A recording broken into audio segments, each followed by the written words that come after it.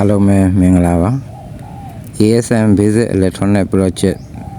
page နဲ့နော် YouTube channel ကနေကြိုဆိုလိုက်ပါတယ်ဒီတစ်ခါမှာတော့ကျွန်တော်တို့အိမ်မှာကျွန်းသွားပြီဆိုပြီးတော့မပြတ်တော့မဲ့မီဒီအဟောင်းတွေပေါ့နော် LED မီဒီဟောင်းတွေကိုလွှတ်မပြတ်ကြပါနဲ့เนาะပြန်လဲလွယ်လွယ်လေးနဲ့ကိုယ်တိုင်ပြုပြင်ပြီးတော့ပြန်လဲအသုံးပြုလို့ရအောင်ကျွန်တော်ဒီဗီဒီယိုလေးကိုရိုက်ကူးတင်ဆက်ထားတာဖြစ်ပါတယ်เนาะကျွန်တော်တင်သမျှဗီဒီယိုလေးတွေကိုကြည့်ရှုနိုင်ဖို့အတွက်เนาะကျွန်တော် YouTube channel လေးကို like subscribe လေးလည်းလုပ်ပေးကြပါအောင်လို့เนาะ Facebook page ကိုလည်း follow လေးလုပ်ဗီဒီယိုလေးကိုလည်း share ပြီးတော့เนาะအားပေးကူညီကြပါအောင်လို့เนาะအားလုံးကျေးဇူးတင်ပါတယ်ကဲဗီဒီယိုလေးကိုအတူတူကြည့်လိုက်ကြရအောင်နော်ရန်ဆုံးကျွန်တော်ဒီမီလုံးလေးကိုအရင်ကြည့်လိုက်ကြအောင်နော်ပါဝါမှာကျွန်တော်တို့မီလုံးလေးတက်ကြည့်လိုက်ပါတယ်ဒါမှမီဒီကဟိုလိုပြောကျွန်းနေတာပေါ့နော်မလင်းတော့ဘူးအဲ့ဒါလေးကိုကျွန်တော်ထဲထဲကိုဖွင့်ကြည့်မယ်အဲ့မှာလဲဓားလေးနဲ့ဒါမှမဟုတ်ရင်ကြောက်လှဲ့လေးပါလေးနဲ့ပေါ့နော်အသာလေးဖြည်းဖြည်းချင်းလေးအဲ့လိုဖြည်းဖြည်းချင်းလေးဖွင့်လို့ရပါတယ်နော်ကွဲမတော့အသာလေးပေါ့နော်လေးဖွင့်မယ်ဖွင့်ပြီးရင်ကျွန်တော်ဒီဟွာပေါ့ဒီကောင်းနဲ့ပြန်တက်ကြည့်လိုက်တယ်เนาะဒါမလင်းပါဘူးအဲ့ဒါကိုကျွန်တော်ကဘာလို့ကြည့်မလဲဆိုရင်ဒီထဲထဲကဒီ power supply socket ကအလုံးမလုံးပေါ့နော် power လာမလားမီတာလေးနဲ့အရင်ထောက်ကြည့်လိုက်ပါမယ်power supply ဘိုင်းကကောင်းတယ်ခင်ဗျာဒီမှာ168volt ပြင်းပြအပြင်ဒီမီလုံးလေးတွေဆိုရင်190နီးပါးဖို့ပေါ့နော်သူအထဲထဲအဲ့လိုထုတ်ပေးတာဖြစ်ပါတယ်အဲ့ဆိုရင် power supply ကကောင်းတယ်ဆိုတော့ကျွန်တော် LED တစ်လုံးချင်းစီကိုတိုက်ဆန့်ကြည့်မှာဖြစ်ပါတယ်အဲ့မှာလဲဘာမှမခက်ဘူးဒီဝါယာကြိုးလေးတစ်ပင်ဖြတ်ပြီးတော့အစလေးနှစ်စထုတ်ပြီးတော့ဒါဝါယာကြိုးလေးနှစ်စနဲ့လိုက်ပြီးတော့ LED ငုံငုံကိုလိုက်ထောက်ကြည့်တာဖြစ်ပါတယ်အဲ့မှာသူကတစ်လုံးကျွန်းတာတွေ့ရင်အဲ့မှာ LED ဟိုဘက်ငုတ်ဒီဘက်ငုတ်ကိုထောက်ကြည့်လိုက်တဲ့အခါအဲ့တစ်လုံးကပြက်နေတာပေါ့နော်တကယ်တမ်းတော့သူက LED ကို replace ပေါ့အစားထိုးရမှာဖြစ်ပါတယ်ဒါပေမဲ့ကျွန်တော်မှာ LED အစားထိုးဖို့မရှိတဲ့အတွက်အလွယ်ကူဆုံးနည်းနဲ့ပဲဒါဖြည့်ရှင်းပြီးတော့ပြင်ဆင်ပြမှာဖြစ်ပါတယ်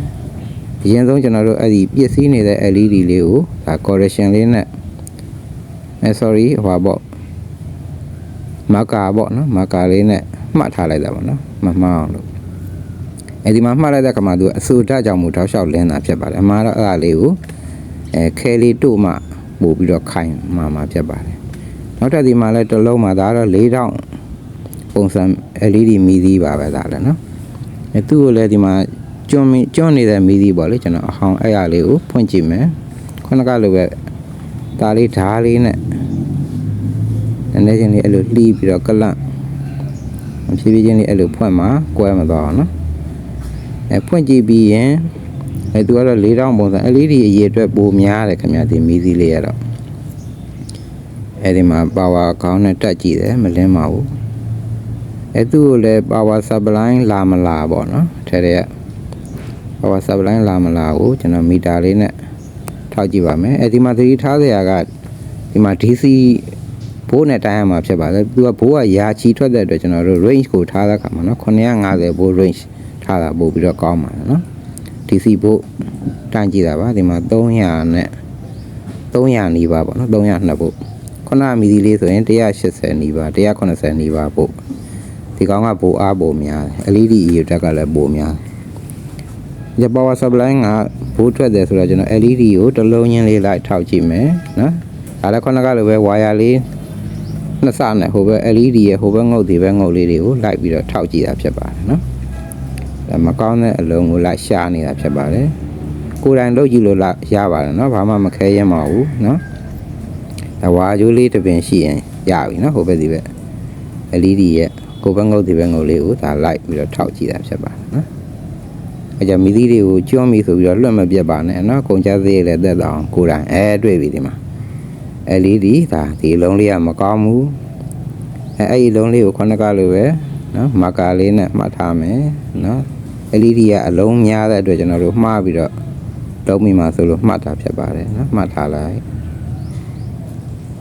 ကျွန်းရင်ကိုယ်တိုင်ပြင်ပြီးတော့ပြန်သုံးလို့ရပါတယ်နော်ဒါသေးကြသွားပြီအဲ့ဒီအလုံးလေးမှတ်ထားလိုက်ပြီ မှတ်ထားပြီးကျွန်တော်တို့ဗာဆက်လုံးမလဲဆိုတော့အဲ့ဒါလေးကိုကျွန်းတဲ့မီးသီးလုံးလေးကိုကြောက်လက်လေးဒါမှမဟုတ်ရင်လည်းဒီဓားလေးနဲ့ပေါ့နော်အသာလေးခွာလိုက်လို့ရပါတယ်နော်ခွာကြည့်လိုက်ပါခွာလိုက်မယ်ဒီလုံးကိုလည်းခွာမယ်အဲ့ကျွန်းတဲ့မီးသီးအလုံးလေးခွာပြလိုက်မယ်ခွာပြီးရင်ကျွန်တော်ကတော့ဒီမှာခဲတို့မှာပေါ့နော်ခိုင်အောင်လို့တကယ်လို့ခဲတို့ခဲလည်းမရှိဘူးခဲကောက်လည်းမရှိဘူးဆိုရင်တော့ကျွန်တော်တို့ဘာလုပ်လို့ရလဲဆိုရင်ဒီဟို secret ဘူးတွေကငွေရောင်ဟွာလေးငွေရောင်ပါကောမလို့စက်ကူကြလေးတွေပါတယ်အဲ့ဒါလေးနဲ့တိတ်လေးနဲ့ကတ်လိုက်ရင်လည်းရပါတယ်နော်တကယ်လို့ခဲတို့တွေကမရှိဘူးဆိုလို့ရှိရင်ဒါမှမဟုတ်လည်းအဲ့လိုဝါယာကျိုးသေးသေးလေးတွေရှိရင်လည်းအဲ့ဝါယာကျိုးသေးသေးလေးနဲ့အဲ့ပေါ်ကိုတင်ပြီးတော့တိတ်လေးနဲ့ကတ်လိုက်ပါနော်အဲ့ဒါဆိုလည်းရပါတယ်နော်ခဲမရှိလို့ရှိရင်ဒါပေမဲ့အဲ့ဒါကတော့တိတ်ကကွာသွားရင်တော့ပြန်ပြုတ်နိုင်တယ်ပေါ့လေဒါခဲနဲ့တွေ့ရင်တော့ပို့ပြီးတော့ကောင်းပါတယ်နော်ရခဏကျွန်းတဲ့မီးသီးလေးကို LED မီးသီးလေးကိုနောက်ကြောက်လေးနဲ့ခွာပြီးရင်ဒီလိုခဲလေးတို့လိုက်ရင်ရပါပြီနော်ဒါဆိုရင်ဒါပြန်သုံးလို့ရတဲ့မီးသီးလေးဖြစ်သွားမှာပါနော်ပြီးရင်လည်းကျွန်တော်စမ်းပြပါမယ်အရန်လွယ်ကူပါလေနော်အားလုံးအကုန်လုံးလိုက်လုပ်ကြည့်လို့ရပါတယ်နော်ကျွန်းတဲ့မီးသီးတွေကိုလွှတ်မပြတ်ပါနဲ့ပြန်သုံးလို့ရပါတယ်အဲဒီမှာစမ်းကြည့်လိုက်ပြီးကောင်းသွားပြီနော်ဒါပေမဲ့အဲ့ဒီကျွန်းသွားတဲ့မီးသီးနေရာကတော့မလင်းတော့ဘူးပေါ့နော်ပြီးရင်ခုနကကျွန်တော်ကာဘာလေးပြန်တက်လိုက်ပြီဒါဆိုရင်အသုံးပြုလို့ရတဲ့မီးသီးလေးဖြစ်သွားပါပြီကာဘာလေးနဲ့တကယ်လို့ပြုတ်မကြကြရင်တော့ဟွာပေါ့ဗျာခုနတိတ်လေးနဲ့ပတ်လိုက်ရင်တော့ပိုကောင်းတယ်ဒီမှာလည်းဒါ၄တောင်မီးသီးနော်ခဲတွတ်ပြီးသွားပြီအကောင်းပြန်ဖြစ်သွားပါပြီပြန်သုံးလို့ရပါပြီနော်အဲဆိုရင်ကျွန်းတဲ့မီးသီးတွေကိုဒါကိုယ်တိုင်အိမ်မှာပဲလောလောကူကူလေးနဲ့ပြန်ပြီးတော့သုံးပြုလို့ရပါပြီเนาะကုန်ကြသေးတယ်ဟိုချွေတာသုံးဆွဲရတာပေါ့ဗျာเนาะဒါဆိုလောလောလေးနဲ့ဒါကြီးသွားပါပြီเนาะမီးသီးနှလုံး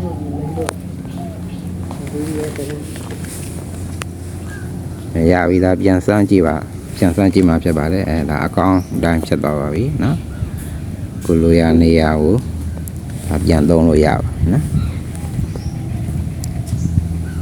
ခဏမီးသီးအဝိုင်းပုံစံလေးလည်းပြန်စမ်းကြည့်ပါမယ်အဲဒီမီးလုံးလေးလည်းကောင်းသွားပါပြီเนาะအသုံးပြုလို့ရသွားပါပြီ